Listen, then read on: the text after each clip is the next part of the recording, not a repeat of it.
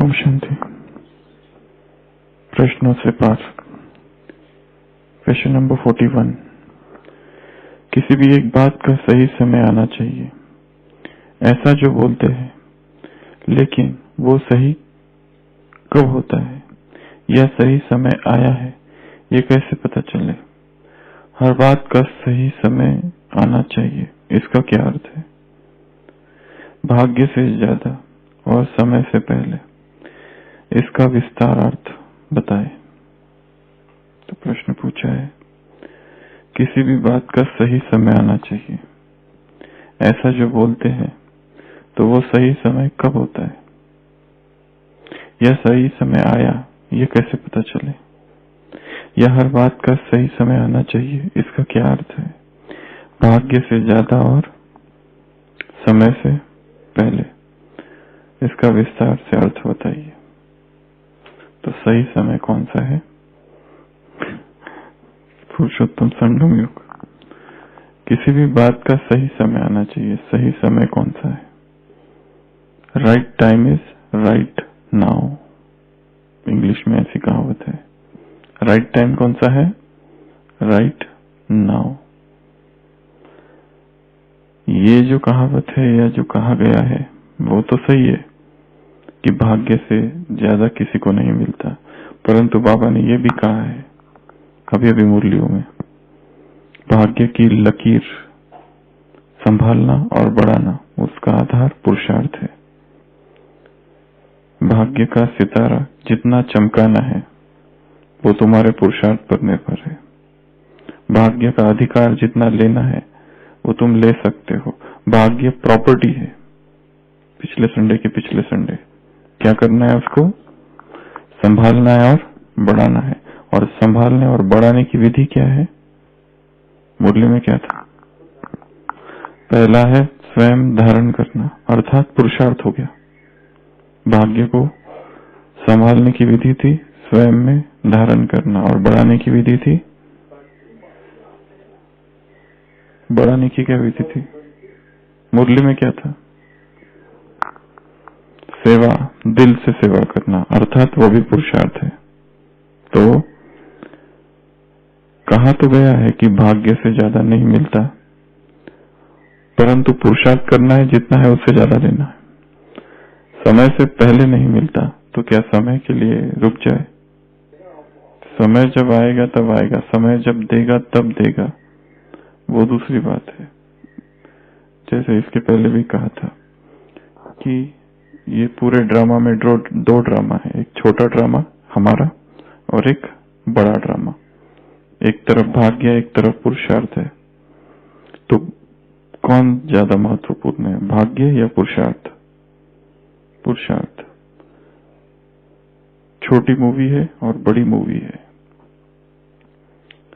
वास्तव में जो होगा ड्रामा अनुसार ही होगा, परंतु फिर भी वो बड़ा ड्रामा है। हमको उसके ऊपर निर्भर नहीं रहना है, हमें पुरुषार्थ करना है। तो किसी भी बात का सही समय आना चाहिए, और सही समय, right time is right now. हमेशा यही सोचना है, ये नहीं समझना है कि इसका समय अभी आया नहीं है।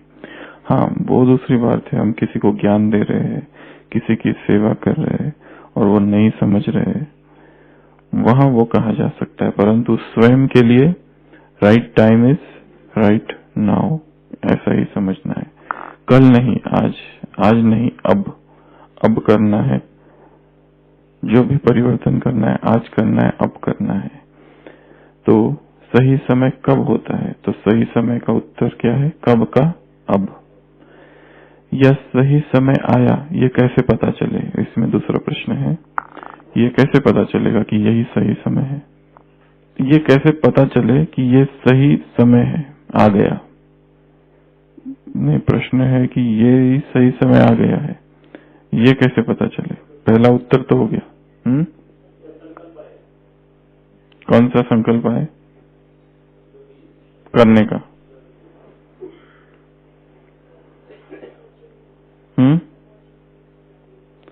अपॉर्चुनिटीज का क्या? और नहीं आ रही है तो सही समय नहीं है, तो वेट करें। तो फिर से निष्क्रियता है। पहला उत्तर हो चुका है कि सही समय जो है वो अब है, परंतु दूसरा फिर पूछा है कि सही समय आया है, ये कैसे पता चले। पता चलने का तो बात ही नहीं है, यही समझना है कि यही सही समय है। ये सोचो ही नहीं कि सही समय आएगा या ये आया है या ये सारी निशानियां है। निशानियां हो या न हो, हर घड़ी अंतिम घड़ी है, हर घड़ी ही सही समय है, हर घड़ी ही कल्याणकारी घड़ी है। इसके लिए ये प्रश्न ही नहीं है कि हम वेट करें जब सारी परिस्थितियां अनुकूल हो जाए। प्रतिकूल परिस्थितियों में ही संपूर्ण बनना होता है, अनुकूल परिस्थितियों में नहीं, फेवरेबल सिचुएशंस में नहीं, एडवर्स सिचुएशंस में। जितनी सिचुएशन विपरीत है, अगेंस्ट है, अभी भी मुरलियों में आया था ना, अचल किस में रहना है? एडवर्स में, अगेंस्ट में। जब सब विरोधी है वहां पर वही सिचुएशन आइडियल है, वही आदर्श वातावरण है जिसमें कमल उगेगा। कमल को वहां से निकाल दो तो और दूसरी जगह नहीं उगेगा, वो कीचड़ चाहिए उसको। तो right time is right now, और दूसरा सही समय अब है। और पता कैसे चले? पता चलने की बात ही नहीं, यही समझना है कि यही राइट टाइम है। और दूसरा अगला प्रश्न है, हर बात का सही समय आना चाहिए, इसका क्या अर्थ है? सही समय आना चाहिए ये तो है, परंतु हमें क्या सोचना है कि अभी है वो, भाग्य से ज्यादा समय से पहले किसने कुछ नहीं पाया। ये वाक्य कहावत के रूप में ठीक है, ये वाक्य लिखने के लिए बहुत अच्छा है, परंतु हमें क्या सोचना है कि हमें सब कुछ ले लेना है। सोचना यही है, जितना भाग्य में शायद उससे भी अधिक ले ले। छोटी मूवी और बड़ी मूवी, छोटा ड्रामा और बड़ा ड्रामा, बड़ा ड्रामा अनुसार ही सब कुछ होगा, परंतु हमारे हाथ में पुरुषार्थ है। ये सेंटेंस जो है वो कलयुग का है। संसार के लोग कहते हैं ये इस तरह की बातें कि भाग्य से ज्यादा नहीं मिल सकता या समय से पहले नहीं मिल सकता है, वास्तव में सही, परंतु हमें पुरुषार्थ के लिए ये इतना उपयोगी वाक्य नहीं है। हमें सोचना क्या है कि भाग्य में जितना है या उससे भी ज्यादा है वो सब ले लेना है। गीत अलग बात है, वो तो ब्राह्मणों ने बनाया हुआ गीत है। बाबा क्या कह रहे हैं? भाग्य से ज्यादा समय से पहले, जैसे कहा कि हर एक का समय होगा तब उसे मिलेगा, परंतु हमें लक्ष्य, हमें वेट थोड़ी ना करना है, प्रतीक्षा नहीं करनी है उस समय की। हाँ, ये दो चीजें हैं, एक है स्वयं के लिए, एक है दूसरों के लिए। दूसरों के लिए ये कह सकते हैं हम कि जैसे कहा किसी को ज्ञान दे रहे, वो नहीं सुन रहे, तो जब उसका समय आएगा तब वो आएगा। या फिर यहाँ बहुत समय से कोई है, बाबा से मिले, दादियों के साथ रहे, पालना ली, यज्ञ में रहे, मधुबन में रहे, और फिर यहाँ से कोई चला जाता है, तो वहां कह सकते कि इसका भाग्य वहीं तक था, अब इससे ज्यादा उसे नहीं मिल सकता है। जितना लेना था उसने वो ले लिया, भाग्य पूरा हुआ, यहाँ से चला गया। जितना भाग्य लेके आया था वो भाग्य पूरा ले लिया, 10 साल, 20 साल, 40 साल में काम पूरा हुआ भाग्य का, जितना लेना था लिया, अब वापस वो दूसरों के लिए। कहा नहीं, इसके लिए एक है अपने लिए, एक है दूसरों के लिए। तो दूसरों के लिए जब ज्ञान दे रहे हैं तब ये शायद कहा जा सकता है, परंतु अपने लिए ना करे, अपने लिए नहीं है। इसके दो पहलू है, एक स्व, एक पर। तो स्व के लिए हम ये नहीं कह सकते कि मेरे भाग्य में इतना ही था, इससे ज्यादा मैं कैसे लूं, या ये नहीं कह सकते कि समय अभी मेरा आया नहीं है, एक बार मेरा समय आ जाएगा ना, सही समय, तो मैं फिर अच्छा पुरुषार्थ करूंगा। ये पुरुषार्थहीनता के लक्षण है, भाग्यहीनता के लक्षण है। ऐसा कभी नहीं होगा, वो समय कभी नहीं आएगा और भाग्य का द्वार कभी नहीं खुलेगा। यही सोचना है कि समय अब है और समय से पहले ही ले लेना है। होशियार कौन है, समय से पहले लेने वाले या बाद में लेने वाले? समय से पहले ही जो समझ ले इस समय के इशारे को। वो बाबा ने भी हाँ, परीक्षा होने के बाद फायदा नहीं है उसका। उसी तरह वो लॉकर का भी बाबा ने भी एग्जाम्पल दिया, डबल लॉक, एक भाग्य एक पुरुषार्थ, दोनों चाहिए, दोनों चाबियां चाहिए। परंतु यदि हम ये सोचे भाग्य पर बैठे रहे और भाग्य उधर से वो चाबी लगा रहा है, इधर से लगे ना, तभी नहीं खुलेगा वो। वैसे ये संसार की कहावत है, संसार के लोग इसे कहते हैं। जैसे वो बताते हैं ना, एक वो सेठ जी का हमेशा वो उदाहरण दिया जाता है कि उसकी बेटी की शादी होती है तो दामाद जो होता है वो बिल्कुल निकम्मा होता है, काम नहीं करता है कुछ। तो उसकी जो वो सेठ जी की पत्नी होती है, उसे हमेशा रहता है कि मैं अपने दामाद के लिए कुछ करूं, कुछ करूं, कुछ करूं, जबकि वो कुछ भी काम नहीं करता है। तो जब सेठ जी घर नहीं रहते तो दामाद घर आता है तो वो क्या करती है, उसको बहुत सारे लड्डू देती है और लड्डुओं में अशर्फियां भर देती है ताकि इसका फायदा हो जाए। तो वो जब जाता है तो उसके हाथ में वो पैकेट होता है, वो सोचता है कि वो दामाद सोचता है इतना कहाँ लेके जाऊं, अच्छा होगा कि कोई हलवाई या मिठाई की दुकान वाले को बेच दूं। तो वो उसको बेच देता है। तो वो सेठ जी उसी रास्ते से जाते रहते हैं, उसको लगता है घर जा रहा हूँ, क्यों ना थोड़ी मिठाई लेके जाऊं। तो वो दुकानदार वही पैकेट उसको दे देता है और वो घर लेके आता है। तो वो देखती है उसकी पत्नी, तो वो ही अशरफी है। तो वो इस तरह की संसार की कहावत है ये कि उसके भाग्य में था ही नहीं तो उसको मिला ही नहीं। पर हम इस कहावत के आधार पर नहीं अपने पुरुषार्थ को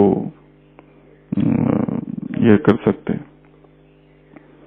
तो हमेशा सोचना है कि right time is right now, अभी का यही टाइम है, और भाग्य से ज्यादा ही ले लेना है और समय से पहले ही ले लेना है। कहावत चाहे जो भी हो, भाग्य में जितना है उतना तो ले ही लेना है। परंतु बाबा ने कहा है ना कि जितना बढ़ाना चाहो बढ़ा सकते हो, संभालना और बढ़ाना आपके हाथ में। और दोनों का आधार त्याग है। कम त्याग कम भाग्य, ज्यादा त्याग ज्यादा भाग्य, थोड़ा ज्यादा त्याग थोड़ा ज्यादा भाग्य, बहुत त्याग बहुत भाग्य, सब कुछ त्याग सब कुछ प्राप्ति। तो ऐसा है। अगला प्रश्न है, प्रेम क्या है? प्रभु प्रेम को कैसे बढ़ाए? प्रेम की पर्यायवाची परिभाषा नहीं बताए। दो प्रश्न है, प्रेम क्या है और प्रेम को कैसे बढ़ाए। तो प्रेम क्या है?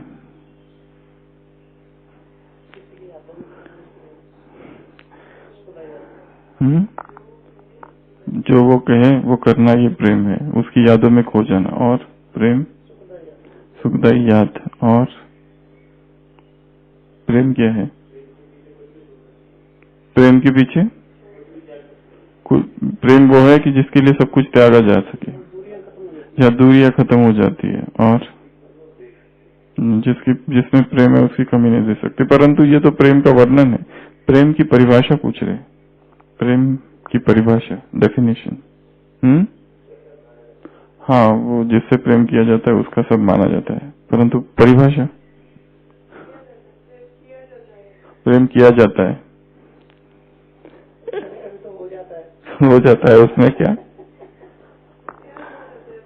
प्रेम, प्यार, प्रीति, प्रीत, ये सब एक ही समझो। आज ये प्रश्न के लिए सब एक ही। प्रेम कहो, प्रीति कहो, या स्नेह कहो, लव कहो, है थोड़ा थोड़ा अंतर सब में है, परंतु प्रश्न के हिसाब से एक ही है।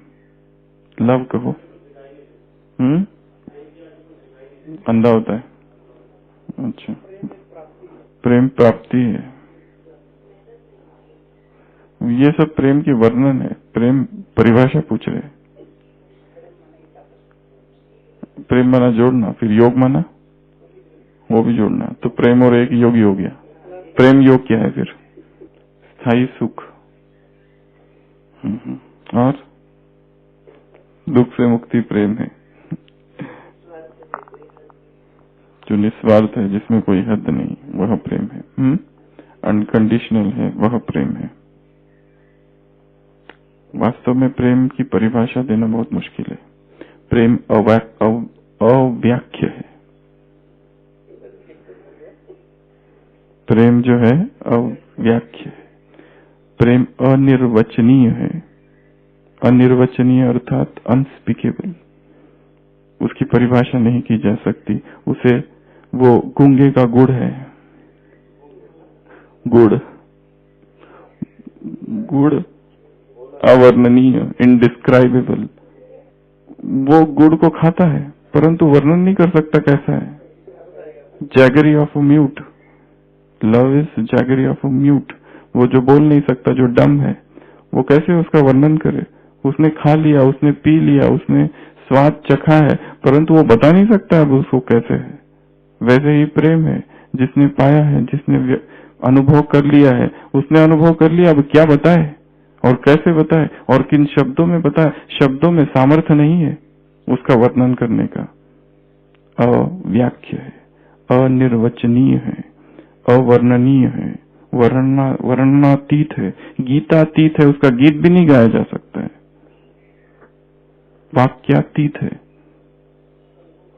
वो अनुभव है।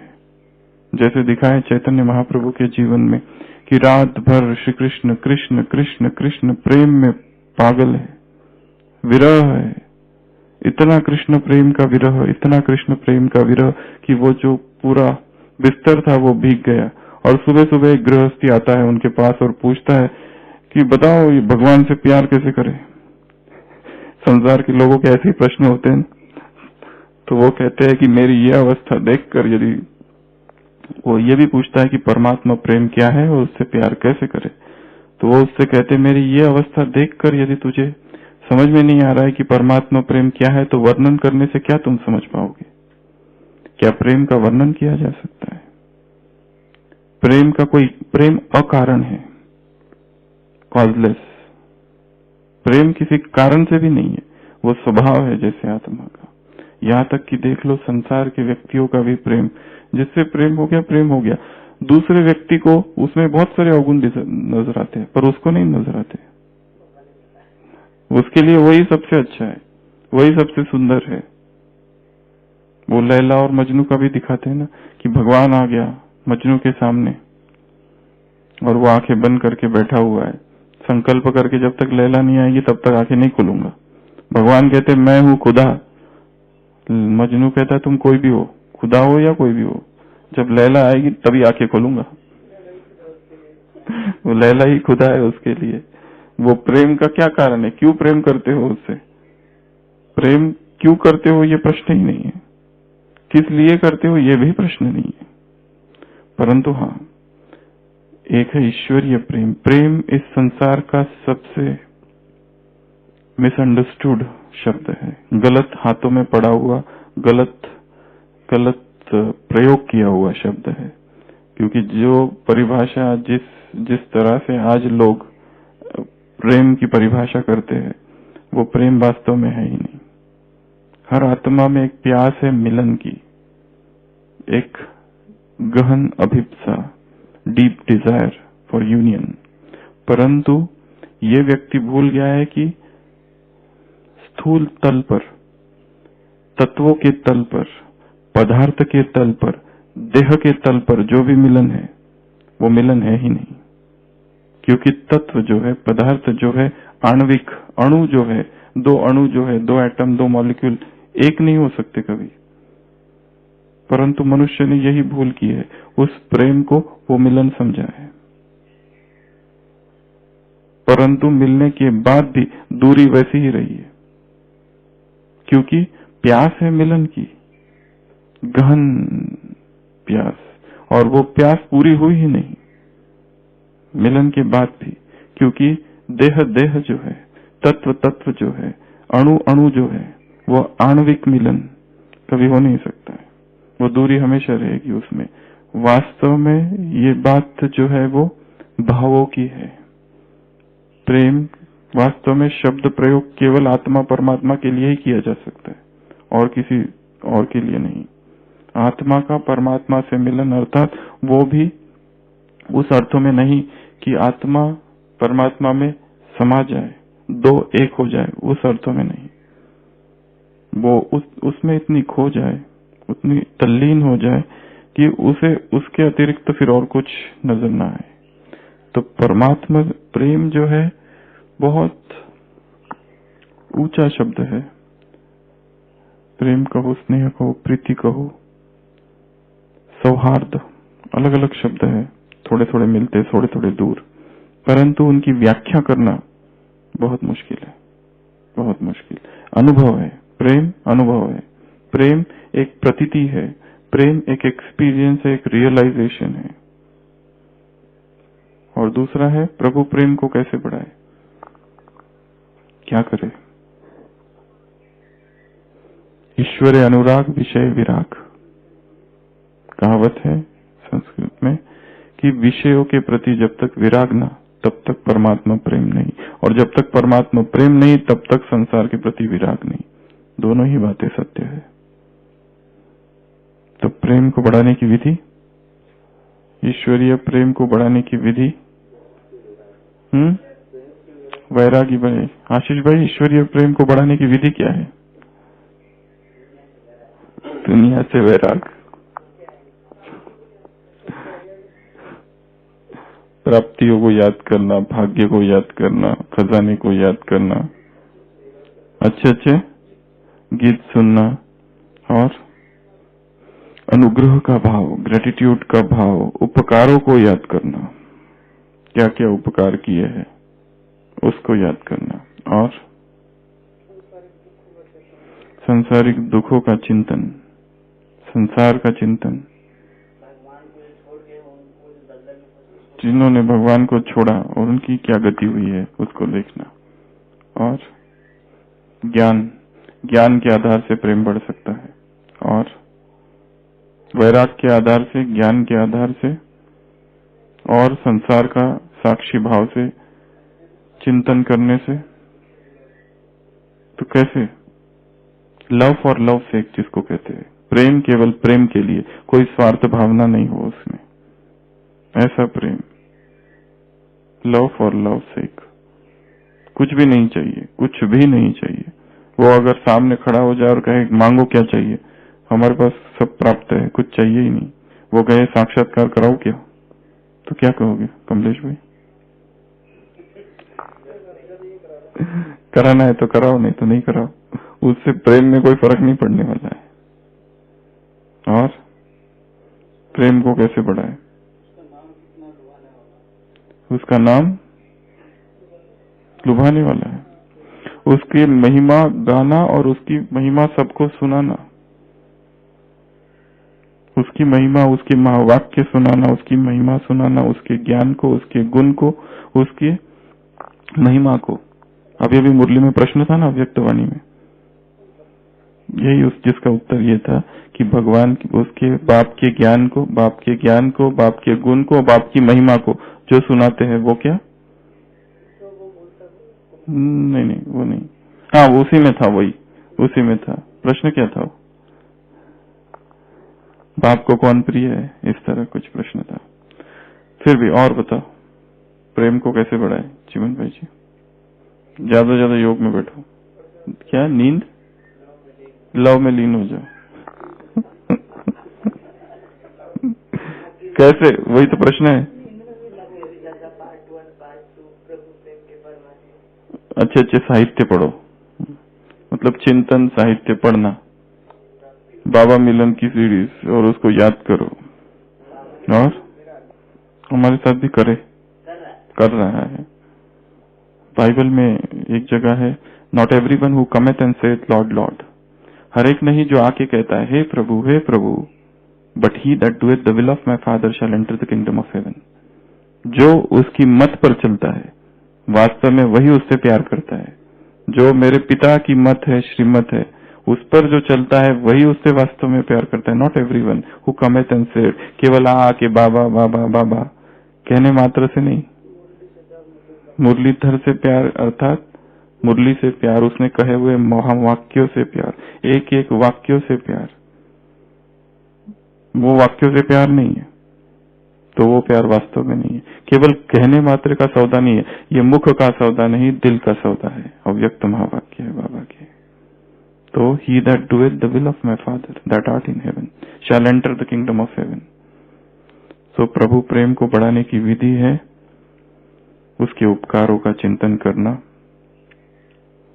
प्राप्तियों का चिंतन करना, उसने दिए हुए खजानों का के बारे में सोचना, अनुग्रह, ग्रेटिट्यूड का भाव, अहोभाव, संसार को देखना, संसार में क्या है, कैसा दुख में डूबा हुआ है संसार ईश्वर के बिना, प्रभु प्रेम के बिना, ये सारी चीजों को समझना। प्रेम की पर्यायवाच्य परिभाषा नहीं बताए, परिभाषित करना बहुत मुश्किल है प्रेम को, इनडिफाइनेबल।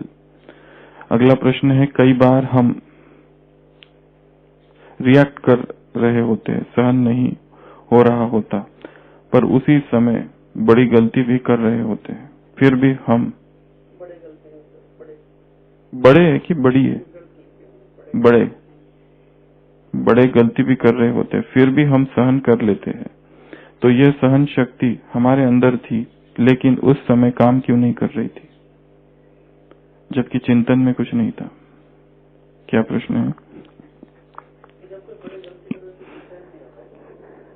मतलब सहन नहीं होता है, बस सहन करने की बात है, तो क्या करें?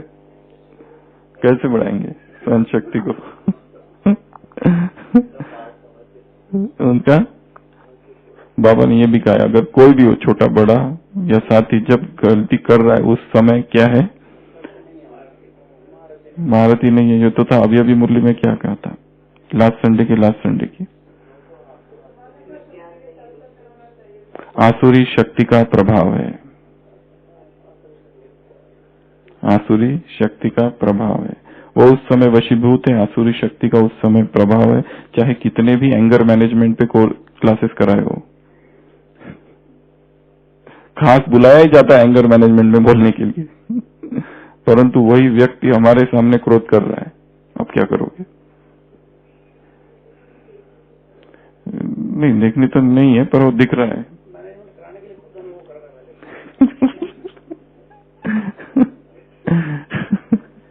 टाइम मैनेजमेंट कराने बहन निकली है, ट्रेन रुकी एक जगह 5 मिनट के लिए, वो बाहर निकली और इतना बिजी हो गई कि ट्रेन छूट गई, और जा कहाँ रही थी? टाइम मैनेजमेंट का क्लास कराने के लिए। तो सहनशीलता को बढ़ाने के लिए क्या करें? हर एक व्यक्ति में वो है। इसमें एक तो मजबूरी से नहीं सहन करना है, एक है मजबूरी से सहन करना, जबरदस्ती सहन करना, दुख से सहन करना, कोई पर्याय नहीं है दूसरा, बस यही एकमात्र मार्ग है, इसके लिए सहन करना है, और दुखी होकर मर मर कर जी रहे हैं। ये सहन करना नहीं है हमको। हमारा सहन करना ऐसा नहीं है।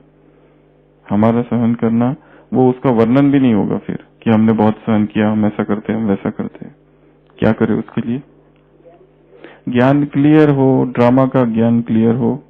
हर एक का अपना अपना पार्ट है, साक्षी अवस्था का अभ्यास हो, और इस ड्रामा के आसपास के जो पत्ते हैं झाड़ के, उनको समझना है, उनका स्वभाव क्या है, संस्कार क्या है, घर वाले लोगों का संस्कार स्वभाव क्या है, आसपास वालों का स्वभाव संस्कार क्या है। हो सकता है हमारी कोई कमी हो, हमारी कोई कमजोरी है जिसकी वजह से हम सहन नहीं कर पाते।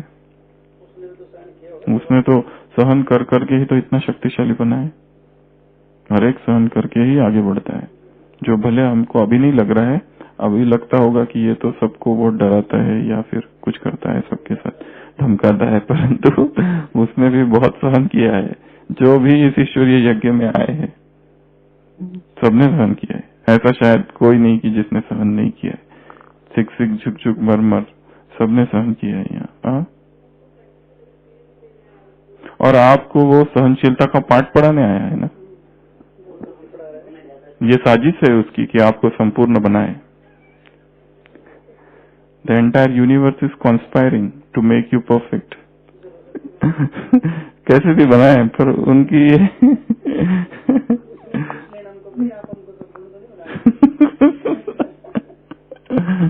वहां तो धन्यवाद कहो कि बहुत अच्छा। निंदा करे, कोई ग्लानि करे, कोई अपमान करे, ये सब नहीं तो ये जब तक नहीं आएगा हमको पता कैसे चलेगा। खाली ऐसे ही बोलते रहेंगे मैं स्थित प्रज्ञ योगी हूँ, निंदा स्तुति जय पराजय हानि लाभ, ये जब होगा तो ही तो प्रैक्टिकल होगा, या खाली थियरी है, या क्लास करा दिया हमने बस स्थितप्रज्ञ योगी की 10 निशानियां, 1 2 3, बस हो गया काम पूरा। सहन व्यक्तियों को करना है, सामना परिस्थितियों का करना है, वो तो है, परंतु ये भाव भी ना हो कि मैं सहन कर रहा हूं। बाबा ने हमेशा कहा है सहन करने के साथ समाने की शक्ति चाहिए। अभी अभी प्रश्न का उत्तर था अव्यक्तवाणी में कि सहन करने के साथ में क्या क्या चाहिए। सहन तो कर लेते परंतु फिर उसका वर्णन करते, मैंने ऐसा सहन किया, ये सहन किया, उसको समाते नहीं है। सहन करना और समाना साथ साथ हो, फिर उसका वर्णन भी नहीं होगा। अब माँ है कोई और रात भर जागती है, उसका बेटा बीमार है, सुबह उठ के कहती है कि मैं रात भर जागी थी, मेरे को ऐसा हुआ, मैंने बहुत सहन किया, तुम इसके लिए ये किया वो किया। कुछ नहीं, उसके सहन करने में प्रेम समाया हुआ है, तो उसका वो वर्णन भी नहीं है उस रीति से। तो सहन करने के लिए सबसे पहले तो ड्रामा का रस स्पष्ट चाहिए, ज्ञान स्पष्ट चाहिए, प्रैक्टिस चाहिए, समान का अभ्यास चाहिए। मैं सहनशीलता की मूर्त हूँ, शुभ जो बाप की मर्जी है, शुभ चिंतन और शुभ चिंतक, स्वकल्याणी और विश्व कल्याणी, ये चारों ही बातें तो सभी के प्रति, चाहे कोई कैसा भी हो, उन सब के प्रति सहन करना। महाराष्ट्र में संत हुए ज्ञानेश्वर, उनके जीवन में दिखाते हैं कि बचपन में जब सारा समाज उनका विरोध करता है, जब भी भिक्षा मांगने जाते हैं तो कोई उन्हें भिक्षा नहीं देता है, उसकी माँ का कितनी बार अपमान किया जाता है। एक बार दिखाया है, वो गया है तो वो भिक्षा मांगता है, तो जो व्यक्ति होता है वो उसका भिक्षा की जो थाली ये होती है थैली, उसका पूरा उसको फाड़ देता है और नीचे फेंक देता है और पैर से कुचल देता है। तो वो पहन के वो आता है, तो उसकी माँ के पास पहुंचता है, तो उसकी माँ उसे देखती है और वो पूछती है क्यों तुम रो रहे हो, और देखती है फिर उसकी जो थैली है, तो वो पूछता है कि सहन भी कब तक करे। उसकी माँ एक बहुत सुंदर वाक्य उसको कहती है, समाधानाने दुःख सहन करने ही एक तपश्चर्याच आहे। समाधान से दुख को सहन करना ये भी एक तपश्चर्या है। तो दुख आएगा, सब कुछ होगा संसार में, समाधान के साथ उसे सहन करना ये भी एक तप है, यह भी एक यज्ञ है। और इस यज्ञ में तप कर ही व्यक्ति शक्तिशाली होगा। यदि उसके प्रति कंप्लेन का भाव है, केवल शिकायत, तो जितनी बड़ी फाइल उतना बड़ा फाइन। और सबसे महत्वपूर्ण बात, सहन करना क्यों करना है? क्योंकि परमात्मा आदेश है। ये सबसे ऊंची बात है, क्यों सहन करना है का उत्तर में। क्यों सहन करना है? क्योंकि ये परमात्मा आदेश है। 95 की मुरली है। लास्ट प्रश्न, ये तो सुशील भाई आप ही बताओ इसका उत्तर। माला में पहला और 108वां मन का साइज में बराबर होता है, वह पहले के साथ ही जुड़ा होता है, फिर भी बीच में 106 का अंतर होता है। वह अंतर किस चीज का होता है? पहली माला, पहला मन का एक सुमेरु और फिर बाकी 106, तो ये जो अंतर है इतना बड़ा, वो किसका है? ये वास्तव में समीप तो दोनों है उसके। तो प्रश्न ये है कि पहला और लास्ट में क्या फर्क हो गया फिर, क्योंकि जब दोनों ही समीप आ रहे हैं उस सुमेरु के। एक एक्चुअली वास्तव में अंतर जो है वो डिस्टेंस का नहीं है, वो शाइन का है, चमक का है, स्थिति का है।